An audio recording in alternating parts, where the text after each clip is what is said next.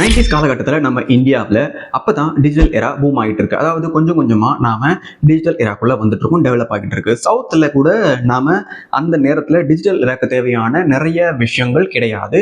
அப்போ தான் டெவலப் ஆகுறதால வடக்கில் சொல்லவே வேணாம், அங்கே காங்கிரஸ் ஆட்சியில் சுத்தம். அதே மாதிரி ராஜஸ்தானில் வடநாட்டில் இருக்க இந்த ராஜஸ்தான் மாநிலத்தில் ரெண்டே நியூஸ் பேப்பர் மட்டும்தான் இருந்துச்சு. ஒன்று ராஜஸ்தான் பத்திரிகா, இன்னொன்று தைனிக் நவ்ஜோதி. இந்த ரெண்டு பத்திரிகை மட்டும்தான் இருந்துச்சு. நியூஸ் சேனல்ஸ் கிடையாது, டெலிஃபோன் வசதி அதிகமாக கிடையாது, லேண்ட்லைன் ஒரு குறிப்பிட்ட இடத்துல தான் இருக்கும், இன்டர்நெட் கிடையாது.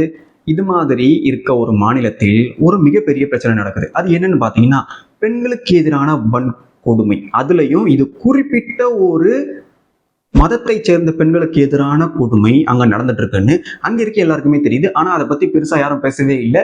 அதை ஒரு வாரம் இந்த சம்பவம் நடந்துச்சுன்னா ஒரு வாரம் பேசிட்டு அதுக்கு அடுத்த வாரம் மறந்துடுறாங்க. அந்த மாதிரியான விஷயங்கள் அங்க நடந்துட்டு இருக்கு.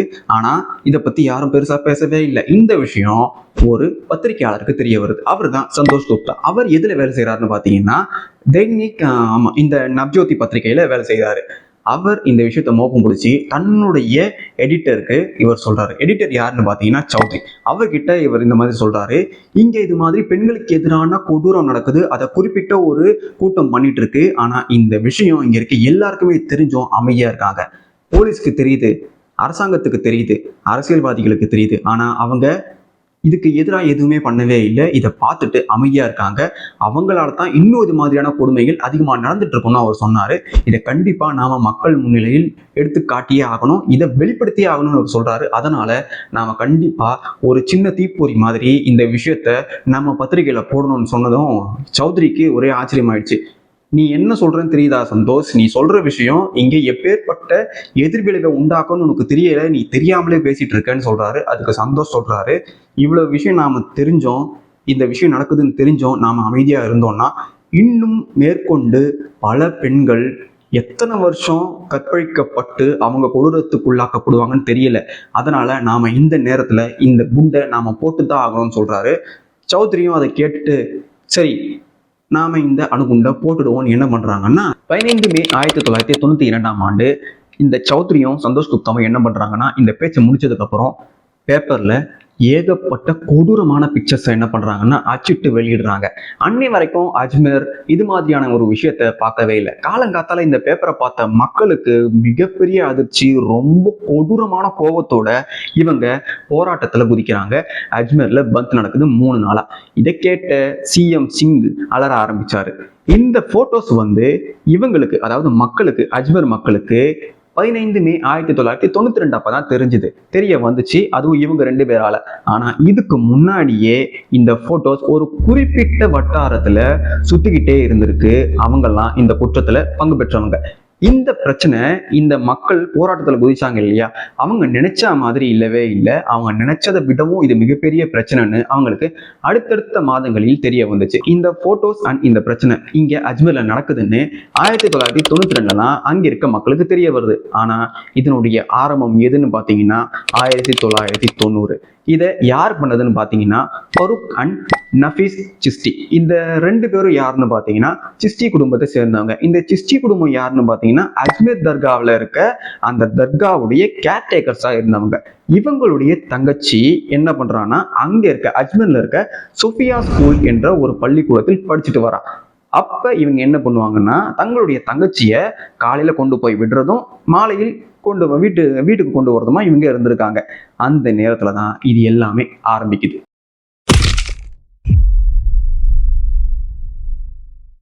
ஏற்கனவே இவங்க ரிச் ஃபேமிலி, இவங்களுடைய செல்வாக்கு அங்க அதிகம். அதுவும் இல்லாம இவங்க பிரபலம், பணம் இருக்கிறதால பதவியும் வந்துடும் இல்லையா. ஃபருக் சிஸ்டி காங்கிரஸ்ல, யூத் காங்கிரஸ்ல, அஜ்மீர் யூத் காங்கிரஸ்ல பிரசிடண்டா இருக்கான். நஃபீஸ் சிஸ்டி வைஸ் பிரசிடண்டா இருக்கான். அவங்களுடைய சொந்தக்காரனான அன்வர் சிஸ்டி அதுல ஜாயிண்ட் செக்ரட்டரியா இருக்கான். பணமும் பதவியும் சேர்ந்து ஒரு குறிப்பிட்ட மதத்தை சேர்ந்த பெண்கள் கிட்ட இது மாதிரியான திட்டமிட்ட கொடூரத்தை பண்ணணும்னு இவங்களுக்கு தூண்டி விட்டுருக்கு. அதே மாதிரி இவங்க என்ன பண்ணிருக்காங்கன்னா இந்த பெண் இருக்கு இல்லையா, அவங்களுடைய தங்கச்சி போற அந்த சோஃபியா ஸ்கூல் அண்ட் காலேஜ், இந்த பேர்ல 2 இருக்கு, ஸ்கூலும் இருக்கு காலேஜும் இருக்கு. அந்த நேரத்துல இவங்க பிக் பண்ணும்போது டிராப் பண்ணும்போது இவங்க அந்த பெண்ணுடைய தோழிகள் கிட்ட என்ன பண்றானுங்கன்னா பேச ஆரம்பிக்கிறானுங்க. இவனுங்க மட்டும் கிடையாது, இவனுங்க தங்களுடைய ஃப்ரெண்ட்ஸான ஒரு 10க்கும் மேற்பட்டவரை அறிமுகப்படுத்துறானுங்க. இவனுங்க 10 பேர் என்ன பண்றானுங்கன்னா இவனுங்க பங்குக்கு இவனுங்க தங்களுடைய திறமையை பயன்படுத்தி அவனுங்க என்ன பண்றாங்கன்னா அங்க இருக்க காலேஜ் பொண்ணுங்களையும் ஸ்கூல் பொண்ணுங்களையும் இவனுங்க வலைக்குள்ள வீழ்த்திடுறானுங்க. எப்படின்னு பாத்தீங்கன்னா இவங்க ஆல்ரெடி இவங்க எல்லாரும் பணக்கார பசங்க, நல்லா பேசுவானுங்க, கிஃப்ட்ஸ் கொடுப்பானுங்க, காசு கொடுப்பானுங்க. இதுங்க ஸ்கூல் போறதுங்க இல்லையா, இந்த தத்தி முட்டங்க இந்து பெண்களுக்கு துணியும் அறிவில்லைன்னு சொல்றதுக்கு காரணமே இதுதான். அதுலயும் அந்த வயசுல ஸ்கூல் போற காலேஜ் போற வயசுல ஈஸியா அவங்க இன்ஃப்ளூயன்ஸ் ஆயிடுவாங்க. அந்த மாதிரி இவங்க என்ன ஆயிட்டாங்கன்னா இவனுங்களுடைய பேச்சை கேட்டு இவனுக்கு பண்ற அந்த செயல்களை பார்த்து இவங்க தர கிஃப்ட்ஸ் அண்ட் கேஷஸை பார்த்து இவங்க என்ன பண்ண நினைச்சிட்டாங்கன்னா நல்லவனுங்க நினைச்சு இவங்க பழக ஆரம்பிச்சாங்க. ஆனா இப்பேற்பட்ட திட்டத்தோடு தான் அவனுங்க இந்த வேலையை செய்யறாங்கன்னு அந்த பெண்களுக்கு தெரியல. இந்த மாதிரி நேரத்துல என்ன ஆச்சுன்னா இவனுங்க கிட்ட கார்லாம் பிரச்சனை கிடையாது, கார் இருந்திருக்கு. அதுவும் இல்லாம ஒரு ஃபார்ம் ஹவுஸ் இருந்திருக்கு. இதுதான் அவங்களுடைய முக்கிய மையமா அமைஞ்சிருக்கு இந்த கொடூர குற்றத்தை செய்ய. இந்த ஃபரூக் சிஸ்டி தன்னுடைய கேர்ள் ஃப்ரெண்டை என்ன பண்றான்னா இந்த ஃபார்ம் ஹவுஸ்க்கு கூட்டிட்டு வரான். கூட்டிட்டு அவங்க 2 பேரும் இணக்கமா இருக்கும்போது அவனுடைய ஃப்ரெண்ட் என்ன பண்றான்னா மறைஞ்சிருந்து போட்டோ எடுக்கிறான். அந்த போட்டோஸை வச்சு இவங்க என்ன பண்ண ஆரம்பிச்சாங்கன்னா தொடர்ந்து அந்த பெண்களை கொடூரத்துக்கு உட்படுத்தினாங்க. அந்த பெண்கள் இந்த கொடூரத்தை தாங்க முடியாம வேணாம், இனிமேல் எனக்கு உன்னுடைய ரிலேஷன்ஷிப்பே வேணாம், என்னை விட்டுருன்னு அந்த பெண்கள் சொல்லும் போது இவனுங்க பிளாக்மெயில் பண்ண ஆரம்பிச்சாங்க. என்ன பிளாக்மெயில் பண்ணானுங்கன்னா, நீ உனக்கு பதிலா உன்னுடைய ஃப்ரெண்ட்ஸ் யாரையாவது இங்க எங்க கூட பழக வச்சுட்டு நீ கிளம்பு, அதாவது ரீப்ளேஸ்மெண்ட்டுக்கு யாராவது கொடுத்துட்டு நீங்க இருந்து கிளம்பு அப்படின்னு இவனுங்க என்ன பண்ணிருக்கானுங்கன்னா அந்த பெண்களை ஏமாத்திருக்கானுங்க. ஏமாத்துறது கூட தெரியாம பயத்துல அந்த பெண்கள் என்ன பண்ணிருக்காங்கன்னா, நம்ம இந்த மாதிரி ஒரு பொண்ணை கூட்டிட்டு இவங்கிட்ட பழக வச்சா நம்மளை விட்டுருவாங்க, நம்மளுடைய போட்டோஸையும் கொடுத்துருவாங்க அப்படின்னு நினைச்சாங்க. ஆனா அதுதான் பண்ணல. இவனுங்க அந்த போட்டோஸையும் வெடிச்சுக்கிட்டு இந்த புதுசா அறிமுகப்படுத்தின பெண்களையும் என்ன பண்ணானுங்கன்னா அதே மாதிரி இவனுங்க என்ன பண்ணானுங்கன்னா பிளாக்மெயில் பண்ணி போடுறதுக்கு உட்படுத்தினானுங்க.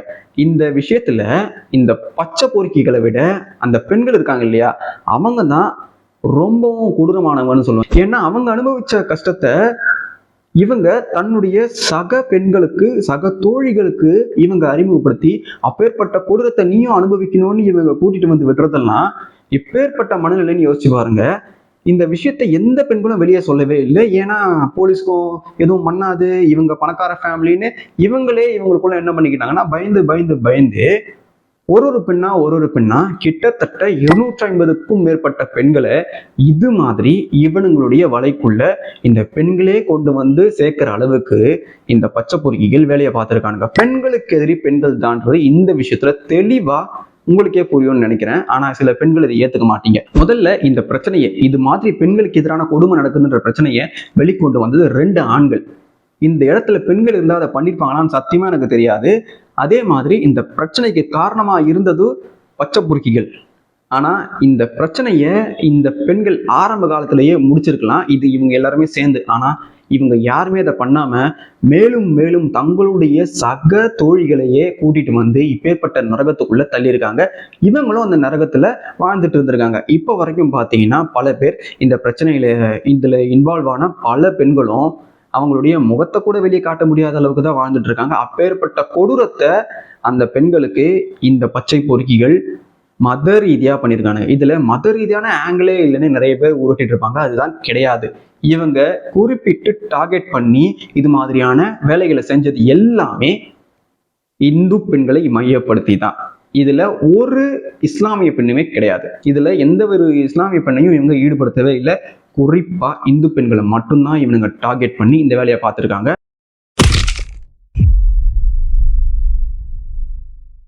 சுனிதா யார்? இந்த சுனிதா தான் இந்த பிரச்சனைக்கு மிக முக்கிய ஆதாரமா இருந்தா. ஏன்னா இந்த சுனிதா தான் முதல் முறையா இந்த பச்சை பொறுக்கிகளால கொடூரத்துக்கு உட்படுத்தப்பட்டு அதிலிருந்து வெளியே எஃப்ஐஆர் பதிவு பண்ணி கோர்ட்ல தன்னுடைய சாட்சியை சொன்ன முதல் பெண் இந்த பெண் தான். இந்த பெயர் உண்மையான பெயர் கிடையாது. இதுல நான் சொல்ற எல்லா பெயர்களுமே சித்தரிக்கப்பட்ட விக்டிம்ஸை காப்பாற்றுறதுக்காக உருவாக்கப்பட்ட பெயர்கள் தான். அந்த மாதிரி தான் அப்ப இந்த கேஸ் நடக்கும்போது இந்த பேர்ல தான் அவங்க என்ன பண்ணாங்க, என்ன செஞ்சாங்கன்றத இவங்க பதிவு செஞ்சிருக்காங்க. இந்த சுனிதா என்ற பெண் 12th படிச்சுட்டு இருக்கா. 1990ல சாவித்ரி ஸ்கூல்ல. அவளுக்கு ஒரு நண்பன் இருக்கான், தீபக் சௌத்ரி. இந்த தீபக் சௌத்ரி கிட்ட அவ சொல்றான், எனக்கு பாலிடிக்ஸ்ல இன்ட்ரெஸ்ட் இருக்குன்னு அவ சொல்றான். அவனும் சரி உனக்கு இன்ட்ரெஸ்ட் என்ன பண்ண போறேன்னு கேட்கும்போது நான் என்னுடைய ஸ்டடிஸ் அதுக்கு ஏற்ற மாதிரி எக்ஸ்பேண்ட் பண்ண போறேன்னு சொல்றான். இவன் அதை கேட்டுட்டு சரி நான் அதுக்கு ஏற்ற மாதிரியே பண்ணுவோன்னு என்ன பண்றாங்கன்னா பேசிட்டு பஸ் ஸ்டாண்ட்ல வெயிட் பண்ணிட்டு இருக்காங்க. இந்த தீபக் சௌத்ரியோட ஃப்ரெண்ட்ஸ் தான் இவங்க. யாரு? இந்த கேங். நம்ம எல்லாருக்குமே ஃப்ரெண்ட்ஸ் இருப்பாங்க இல்லையா? எல்லா மதத்திலையும் மத ரீதியா நம்ம பழகவே மாட்டோம். அப்படி ஃப்ரெண்ட்ஸ் நிறைய பேர் இருப்பாங்க. அந்த மாதிரி தீபக் சௌத்ரிக்கும் இவங்க ஃப்ரெண்ட்ஸா இருக்காங்க. யாரு? இந்த கேங். இவங்க சரியா தீபக் சௌத்ரியை பார்த்துட்டு நிறுத்துறாங்க. வாடா கார்ல ஏறிடான்னு சொல்றானுங்க. ஏன்னு பாத்தீங்கன்னா தீபக் சௌத்ரி பக்கத்துல இந்த சுனிதா இருக்கிறது தெரிஞ்சே அவளை இவனுங்க வலைக்குள்ள விழ வைக்கிறதுக்காகவே அங்க போய் லிஃப்ட் கொடுக்குற மாதிரி தீபக் கிட்ட பேசுறானுங்க. தீபக்கு தெரிஞ்சவங்கன்னு இந்த பொண்ணு என்ன பண்றான்னா பேச ஆரம்பிக்கிறா. சரி காருக்குள்ள வாங்க, நாம போய் உங்களை டிராப் பண்ணிடுறோம் அப்படின்னு சொல்லும்போது இவங்களும் சரின்ட்டு போறாங்க. அப்படி உள்ள போகும்போது தீபக் வந்து இந்த பொண்ணு வந்து பாலிடிக்ஸ்ல சேரணும்னு இன்ட்ரெஸ்ட் இருக்குன்னு சொன்னா இல்லையா, அதை தெரிஞ்சுக்கிட்டு இவன் என்ன பண்ணா இந்த பச்சைகள் கிட்ட சொல்றான். இந்த மாதிரி இவ பொலிட்டிக்ஸ்ல சேரணும்னு இவளுக்கு ஆசையா இருக்கு, அதனால இப்போத்துல இருந்தே அது சம்பந்தமா இவ ஏதாவது பண்ணா இவளுக்கு யூஸ்ஃபுல்லா இருக்கும்னு இவன் அப்பாவித்தனமா தன்னுடைய நண்பர்கள்னு இவங்க கிட்ட சொல்றான். ஆனா இவங்க ஆல்ரெடி இந்த அஜ்மர்ல இருக்க காங்கிரஸ்ல இருக்காங்க இல்லையா, அதனால யூஸ்ஃபுல்லா இருக்கும்னு அவன் சொல்றான். அவனுங்களும் இதுக்கு தாண்டா காத்துட்டு இருந்தோன்னு இன்ட்ரோ கிடைச்சதும் அந்த பொண்ணு கிட்ட பேச ஆரம்பிக்கிறாங்க, பழக ஆரம்பிக்கிறாங்க. அந்த பொண்ணும் கொஞ்ச நாளா பேசி பழகினதும் இவங்க நம்மள தெரிஞ்சவங்க தானே, நமக்கு தெரிஞ்சவங்க தானே, நல்லவங்கன்னு இவன் நினைக்க ஆரம்பிக்கிறா. தன்னுடைய சேஃப் ஸ்பேஸை எக்ஸ்பேண்ட் பண்றா. அதுக்குள்ள இவங்கள விடுறா. இவங்க என்ன பண்றாங்கன்னா நாளாக நாளாக கட்சியில இருக்க சில சின்ன சின்ன வேலைகளை பண்ண சொல்லி அவகிட்ட சொல்றாங்க. அவளும் பண்ணி தரா. ஒரு நாள் அவ ஸ்கூலுக்கு போறதுக்காக வெயிட் பண்ணிட்டு இருக்கா. லேட் ஆயிடுச்சு. அந்த நேரத்துல கார்ல இவங்க போய் நின்று லேட் ஆயிடுச்சுல, வா நாங்க போய் டிராப் பண்ணிடுறோம்னு சொல்றாங்க. யாரு? ஃபருக்கும் நபிசும். இவளும் நம்பி ஏறிடுறா. ஏறி போகும்போது இவனுக்கு பண்ணை வீடு மாதிரி இருக்க இன்னொரு வீட்டுக்கு கூட்டிட்டு போறாங்க. கூட்டிட்டு போயிட்டு எங்க கூட்டிட்டு போறீங்கன்னு கேட்டதுக்கு இவங்க சொல்லியிருக்காங்க, ஸ்கூலுக்கு நம்ம போய்க்கலாம், நம்ம கட்சி சார்ந்த சில விஷயத்த பேசணும்னு டிஸ்கஸ் பண்ணணும்னு கூட்டிட்டு போறாங்க. ஒரு ரூம் குள்ள இவளை கூட்டிட்டு போறான் அந்த நஃபீஸ். கூட்டிட்டு போயிட்டு என்ன பண்றான்னா டக்குன்னு கட்டி பிடிச்சி முத்தம் கொடுக்குறான். இவ டென்ஷன்ல என்ன பண்றான்னா கத்திட்டு அவனை அடிச்சுட்டு வெளியே வரான். வெளியே வரும்போது இவனும் வெளியே வந்துடுறான். துப்பட்டா உள்ள இருக்கேன்னு எடுக்க உள்ள போறா. அப்ப இவன் என்ன பண்றான்னா அவளை தள்ளி கதவை சாத்திட்டு, நீ நான் சொல்றதை கேட்டா தான் இங்கேருந்து உயிரோட போக முடியும்னு சொல்றான். அதே மாதிரி அந்த பொண்ணு கத்தி கதறி கூப்பாடு போடுது. ஹெல்ப் பண்றதுக்கு யாருமே கிடையாது. ஏன்னா இவ ஒரு செக்யூலர் பிளேஸ்ல இருக்கா. இவளும் இவன் சொல்றதை கேட்டு கதறி பார்த்தா எதுவுமே பண்ண முடியலன்னு இவன் சொல்றதை கேட்டுட்டு அது எல்லாத்தையும் பண்றான். இவன் என்ன பண்றான்னா அந்த பெண்ணை கொடூரப்படுத்தி அங்கிருந்து இங்க 4 பேர் இந்த பிரச்சனை நடக்கும்போது இருந்தாங்க. ஆனா அந்த பெண்ணை இவன் நபீஸ் வந்து கொடூரப்படுத்தி இந்த 4 பேரை சேர்ந்து அந்த பெண்ணை மிரட்டி, இந்த விஷயத்த நீ வெளியே சொன்னா என்ன பண்ணுவோன்னு தெரியாது, உன்னை கொன்னுடுவோம், இல்லை என்ன வேணா பண்ணுவோம் அப்படின்னு இவங்க என்ன பண்றானுங்கன்னா அந்த பெண்ணை மிரட்டி அனுப்புறானுங்க. இந்த பெண்ணும் இந்த கொடூரத்தை அனுபவிச்சுட்டு அப்படியே போறான். போனதுக்கு அப்புறம் ஒரு வாரம் கழிச்சு மறுபடியும் இவனுக்கு என்ன பண்றானுங்கன்னா அந்த பெண்ணை பாக்குறானுங்க. ஆனா அந்த நேரத்துல அவ கூட இருந்தது மாதுரி என்ற இன்னொரு பெண், அதாவது இந்த பெண்ணுடைய தோழி. இவனுங்க இந்த நேரத்துல இந்த சுனிதாவை பார்த்தது அவளை வந்து இவனுங்க மறுபடியும் கொடூரத்துக்கு உட்படுத்தணும்னு இல்லை, அவளுடைய தோழியா இருக்கா இல்லையா இந்த மாதுரிய இவனுங்க எப்படியாவது வளைச்சி போடணும்னு இந்த வேலையை பண்றதுக்காக மறுபடியும் சுனிதா கிட்ட போறானுங்க.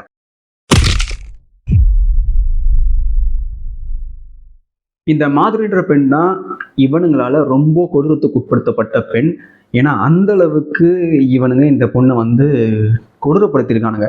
அதை படிக்கும்போதே அவ்வளோ கடுப்பாக இருந்தது, அவ்வளோ வெறியாக இருந்தது. இதை வந்து ஃபுல்லாக எக்ஸ்பிளிசிட்டாக என்னால் சொல்ல முடியாது, அதனால் மேலோட்டமாக சொல்கிறேன். இந்த சுனிதாவுடைய ஃப்ரெண்ட் தான் இந்த மாதுரி. இவங்க ஸ்கூல் போகிறதுக்காக பஸ் ஸ்டாண்டில் நிற்கிறாங்க. நின்றுட்டு இருக்கும்போது இவனுங்க பார்க்குறானுங்க. சுனிதாவை இவங்களுக்கு தெரியும் இல்லையா, அந்த பொண்ணு என்ன பண்ணானுங்கன்னு இப்போ தான் சொன்னேன் இல்லையா, அந்த பொண்ணை பிளாக்மெயில் பண்ணி மாதுரியை எங்களுக்கு இன்ட்ரோ கொடுன்னு சொல்கிறானுங்க. அந்த பொண்ணு வேற வழியே இல்லாமல் இவனுங்க நல்லவனுங்க வல்லவனுங்கன்னு சொல்லி தன்னுடைய அப்பா ஃப்ரெண்டுடைய பசங்க தான் அப்படின்னு சொல்லி இன்ட்ரோ கொடுக்குறா. இவளும் தன்னுடைய தோழி தானே சொல்கிறான்னு இந்த மாதுரியும் நம்பிடுறான். நம்பிட்டு இவங்க கூட பழக ஆரம்பிக்கிறா. இந்த சுனிதாவை வச்சு இவனுங்க என்ன சொல்றானுங்கன்னா, மாதுரி கிட்ட நீ போய் ஃபார்ம் ஹவுஸ் ஒரு ஃபங்க்ஷன் இருக்குன்னு சொல்றேன்னு முதல் முறையா அந்த பெண்ணை வீட்டுல இருந்து வெளியே இவங்க கூட்டிட்டு வராங்க. ஃபார்ம் ஹவுஸ்ல இங்க அன்வர் என்ன பண்றான்னா அவ கூட நெருக்கமா இருக்கான். இந்த நெருக்கமா இருக்கிறது தெரிஞ்சதுமே அவளுக்கு என்ன ஆகுதுன்னா, இவனுங்க யாருமே சரி கிடையாது, இவனுங்க எல்லாருமே ஏதோ ஒரு திட்டத்தோட தான் இதை பண்றாங்கன்றத தெரிஞ்சுக்கிட்டான். அதுக்கப்புறம் அவ என்ன பண்றான்னா பேச்சை கட் பண்றா இவனுங்கிட்ட பேசுறதையே. ஆனாலும் இந்த சுனிதாவை வச்சு இவனுங்க என்ன பண்றானுங்கன்னா அந்த பொண்ணை பிரெயின் வாஷ் பண்ண வச்சு, இல்ல நீ நினைக்கிற மாதிரி கிடையாது, அவனுக்கு நல்லவனுக்கு தானே மறுபடியும் ஃபார்ம் ஹவுஸ்க்குள்ள அந்த பெண்ணை கூட்டிட்டு வர வைக்கிற அளவுக்கு சுனிதா கிட்ட பேசி, சுனிதா அந்த மாதுரி கிட்ட பேசி அவளை மறுபடியும் வர வச்சிடுறாங்க. வந்ததுக்கு அப்புறம் அந்த இடத்துல இந்த கூட்டத்தை சேர்ந்த ஒருத்தன் தனியா அந்த பொண்ணை முதல்ல கொடூரப்படுத்துறான். அதுக்கப்புறம் அவன் என்ன பண்றான்னா மிரட்டி அனுப்புறான். தொடர்ந்து இந்த பொண்ணை வச்சு அந்த கூட்டத்தை சேர்ந்த 10க்கும் மேற்பட்டோர் இவங்க என்ன பண்றாங்கன்னா அந்த பெண்ணை ஒரு அடிமையாவே மாத்திட்டானுங்க. எப்பெல்லாம் இவனுங்களுக்கு தோணுதோ அப்பெல்லாம் அந்த பெண்ணை இவனுக்கு நினைச்ச மாதிரி பண்ற அளவுக்கு அந்த பொண்ணை வந்து உடைச்சிட்டானுங்க. இவனுங்களோட நிறுத்துறானுங்கன்னா பாத்தீங்கன்னா கிடையாது. இவங்களுக்கு தெரிஞ்ச எங்களுடைய முதலாளி இவங்க, எங்களுடைய ஃப்ரெண்ட் இவங்க, எங்களுடைய தலை இவர் தான், நீ இவங்களுக்கும் நாங்க சொல்றத நீ பண்ணணும், அப்படி பண்ணலன்னா இந்த விஷயம் எல்லாத்தையும் வெளியே சொல்லிடுவோம் அப்படின்னு இவளை என்ன பண்றானுங்கன்னா பிளாக்மெயில் பண்ணி எவனுக்கோ இவனுங்க நினைச்ச எல்லாருக்குமே இந்த பொண்ணு என்ன பண்ணிருக்கானுங்கன்னா அனுப்பி வச்சு பயங்கர கொடூரத்தை இந்த பொண்ணுக்கு இவனுங்க பண்ணிருக்கானுங்க. இப்படி தொடர்ந்து இந்த பொண்ணை வந்து இவனுங்க கொடுமைப்படுத்திட்டு இருக்கானுங்க. அந்த நேரத்துல ஒரு நாள் ராஜேந்திர சிங் என்ற போலீஸ் கான்ஸ்டபிள் கிட்ட இவன் இந்த விஷயத்த தைரியத்தோட போய் சொல்றான்.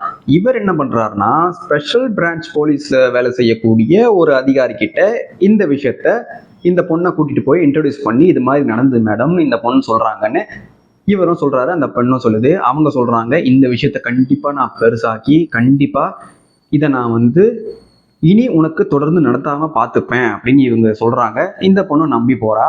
ஆனா இந்த விஷயத்தை இவங்க கிட்ட சொன்னதுக்கு அப்புறம் இந்த பொண்ணுக்கு தொடர்ந்து பல்வேறுபட்ட பெண்கள் என்ன பண்றாங்கன்னா கால் பண்ணி மிரட்டுறாங்க. நீ எதுக்கு இந்த விஷயத்த சொன்னேன்னு கேட்கறாங்க. அதுவும் இல்லாம எங்கிங்க இருந்தோ கால்ஸ் வந்து இந்த பொண்ணை வந்து மிரட்டிட்டு இருக்காங்க. இவளுக்கு சுத்தமா புரியவே இல்லை. இவன் மறுபடியும் இந்த விஷயத்த அந்த ராஜேந்திர சிங் கிட்ட போய் சொல்றா. அவர் வந்து சரி எங்கம்மா இது நடந்துச்சு, எங்கன்னு காட்டு, உன்னுடைய போட்டோஸ் யார் எடுத்தா, எந்த இடத்துல எடுத்தாங்க, வா நம்ம போவோம். இவர் என்ன பண்றாருன்னா அந்த பொண்ணை கூட்டிட்டு அங்க போய் இவனுங்களை சந்திக்கிறாரு. அப்ப அவனுங்க ஒரு போலீஸு கூட பார்க்காம இந்த பொண்ணு கிட்ட சொல்றானுங்க, மாதிரி கிட்ட சொல்றானுங்க, இந்த விளையாட்டெல்லாம் நாங்க பல காலமா விளையாடிட்டு இருக்கோம். உனக்கு ஃபோன் பண்ண எல்லாருமே யாருன்னு நினைச்சிட்டு இருக்க, உன்னுடைய ஸ்கூல்ல படிச்ச உன்னுடைய ஜூனியர்ஸ் தான், உனக்கு முன்னாடியே நாங்க அவங்கள எல்லாத்தையும் பண்ணிட்டோம்னு இவனுங்க அந்த பொண்ணு கிட்ட அப்படி ஒரு விஷயத்த வந்து சாதாரணமா சொல்லியிருக்கானுங்க. அந்த நேரத்துல போலீஸ் பக்கத்துல இருந்தும் அவங்களால எதுவுமே பண்ண முடியல.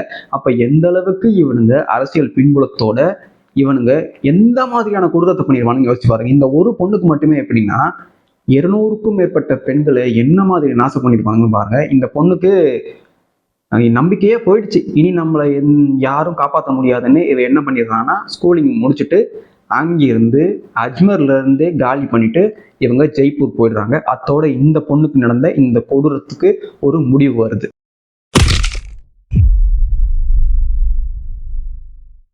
இவனுங்களுடைய மோட்டிவ் கிளியரானது. காசு கொடுக்கணும், கிஃப்ட் கொடுக்கணும், நல்லா பேசி அவங்கள ஏமாத்தி இதுக்குள்ள விழ வைக்கணும். இதுதான் அவங்களுடைய மோட்டிவ். அதுலயும் டாக்டிவ் பர்சன் அண்ட் ரிசர்வ் டைப்னு இருப்பாங்க இல்லையா, அதுல ரொம்ப பேசக்கூடிய பெண்களை ஈஸியா இவனுங்க என்ன பண்ணிருக்காங்கன்னா ஏமாத்தி வலைக்குள்ள வீழ்த்திருக்கானுங்க.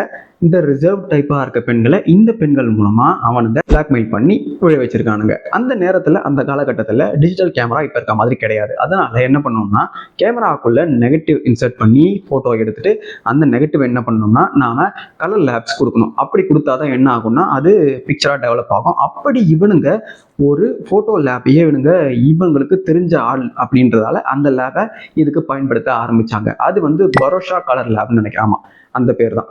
அதுல இவனுங்க இந்த போட்டோஸை டெவலப் பண்ண ஆரம்பிக்கிறாங்க.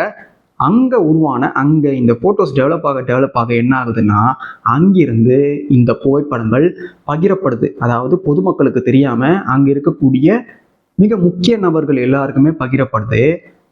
அது அந்த அஜ்மர்ல இருந்த மிகப்பெரிய அளவில் மிகப்பெரிய அதிகாரிகளா இருந்த சமுதாயத்தில் அந்தஸ்து வாய்ந்த எல்லா நபர்களுக்கும் தெரிய வருது.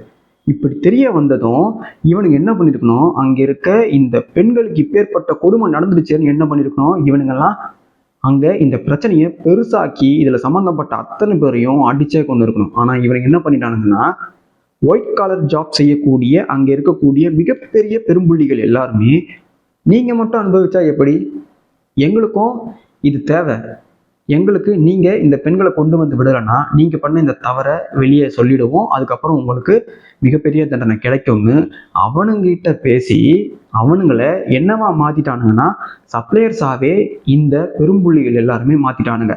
அதுக்கப்புறம் 90லேருந்து 91 வரைக்கும் ஃபார்ம் ஹவுஸை மையப்படுத்தி இவனுங்க பண்ணிட்டு இருந்த வேலை 91லேருந்து 92 எப்படி ஆயிடுச்சுன்னு பார்த்தீங்கன்னா அஜ்மர்ல ஒரு ஃபேமஸ் கிளப் இருக்கும்.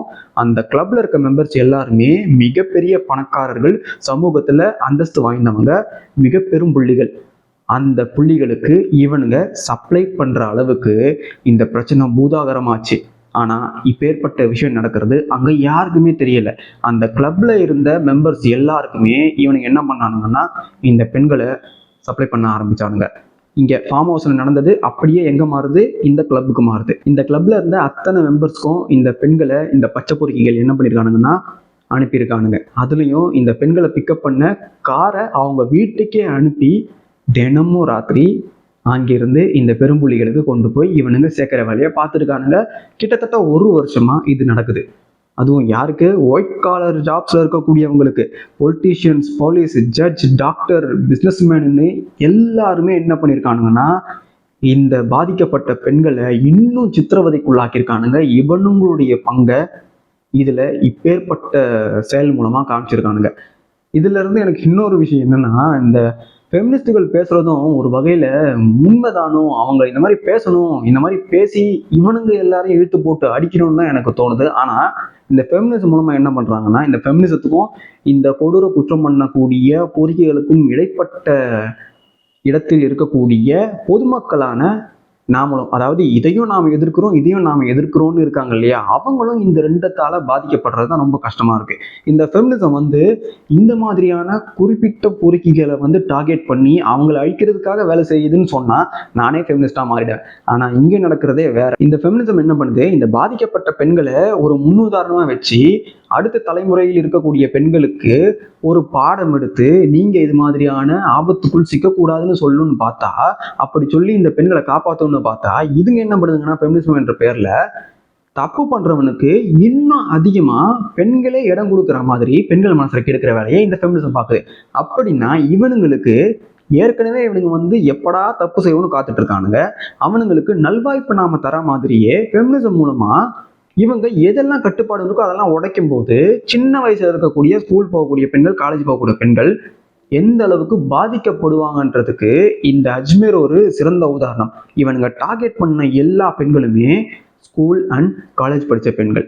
கொஞ்சம் யோசிச்சு பாருங்க, இவனுங்க கொடூரம் பண்ணது பத்தாம இந்த சமுதாயத்துல மிக பெரிய புள்ளிகளா இருந்து சமுதாயத்தின் கட்டமைப்பா இருந்த அந்த மனிதர்களே அந்த சின்ன பொண்ணுங்களை இப்படி ஒரு கொடுமைப்படுத்தியிருக்கானுங்க. இவனுங்க பண்ண கொடுமையால அங்கே இருக்கக்கூடிய அஜ்மீர்ல இருந்த இந்த சோஃபியா காலேஜ் அண்ட் ஸ்கூல்ல இருந்த மற்றும் அங்கே இருக்கக்கூடிய சில இன்ஸ்டிடியூட்ஸ்ல இருந்த 6க்கும் மேற்பட்ட பெண்கள் என்ன பண்ணாங்கன்னா தற்கொலை பண்ணிக்கிட்டாங்க.